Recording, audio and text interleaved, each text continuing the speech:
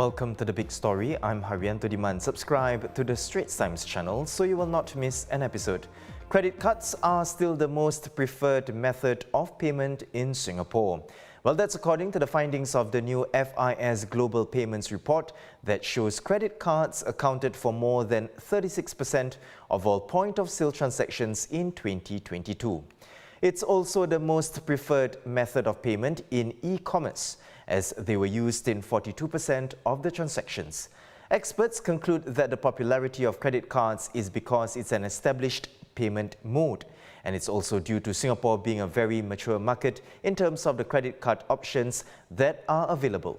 But the report shows that Singapore is still lagging behind other Southeast Asian markets in the adoption of digital wallets, despite it being the second most popular option for online purchases on 32% of all transactions. Is Singapore a magnet for the rich, and in particular those from China? The data appears to say so, with the country's assets under management trebling from over $1.8 trillion in 2013 to over $5.4 trillion in 2021, according to a Monetary Authority of Singapore survey. An opinion article on the Straits Times suggests this trend is set to continue, with the country proving attractive, especially as a home for family offices to manage the wealth of the super rich.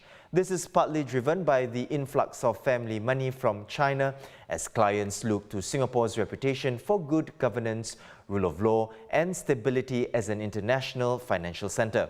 It also comes with Hong Kong losing thousands of high net worth individuals following the 2019 mass protests in the city, as well as China's 3-year zero-COVID policy. Joining us with more is the author of the article, Dr. Yu Hong, a Senior Research Fellow at the East Asian Institute at NUS. Doctor, you've outlined the favourable conditions that Singapore has in attracting the super rich into the country, but external factors could also affect their inflow. For example, how would the current situation in Hong Kong, with its administration under John Lee and US-China relations, affect the entry of these Chinese billionaires? Hong Kong used to be a popular place for the super Chinese billionaire to set up the family business there, right? For example, also doing the business there, right? But I do think, right, the 2019, the mass street protests and the riots actually has shaken the confidence among many China's billionaires, whether Hong Kong still a safe and stable place to park money there. Of course, under the current John Lee's administration, and the Hong Kong authority try to re-persuade the business community, including the Chinese billionaire, right? Hong Kong still a favorable place to do the business and parking money there, but that's not an easy thing to say. Doctor, having these billionaires set up shop here in Singapore is undeniably a boon to our economy, contributing to our growth. But you wrote in your article as well that it will raise concerns among Singaporeans over rising prices. Could you explain more on that? Yes. Family business set up by the Chinese billionaire in Singapore, of course, will bring the, it's good for our economy, our economic growth, right? They will help, especially will increase the demand for the wealth and management industry, right? Also the create job for the local population and talents professional, right? But at the same time, right, they might have certain, come with certain, adverse effect. For example, pushing up the inflation. For example, pushing up the price for the private property, as well as the rent. Also pushing up the price for the luxury cars, right? But I think now the Singapore government taking the right approach. On the one hand, optimize the business opportunity bring about by these Chinese billionaire. At the same time, dealing with these adverse effect properly.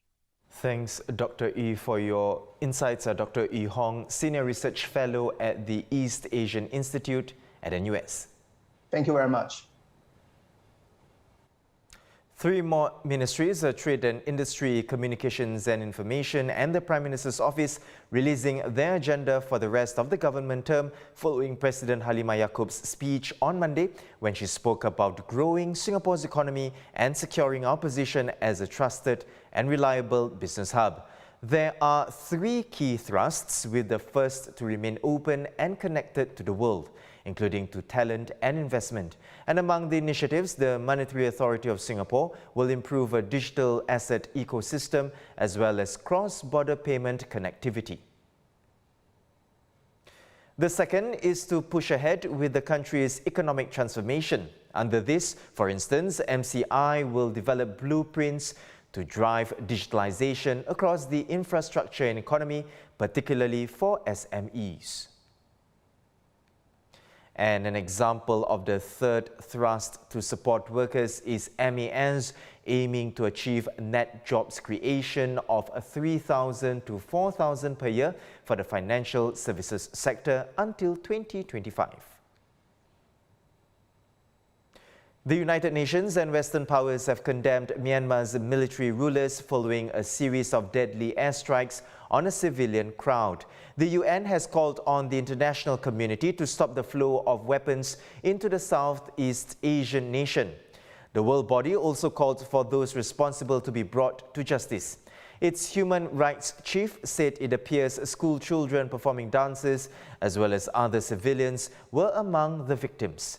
Myanmar's military confirmed it carried out the attack, saying it resulted in the deaths of anti-coup fighters, but also acknowledged some civilians were killed. The initial death tolls from the Tuesday strike in the Sagaing region stands at 53, although local media outlets estimate it to have risen to over 100.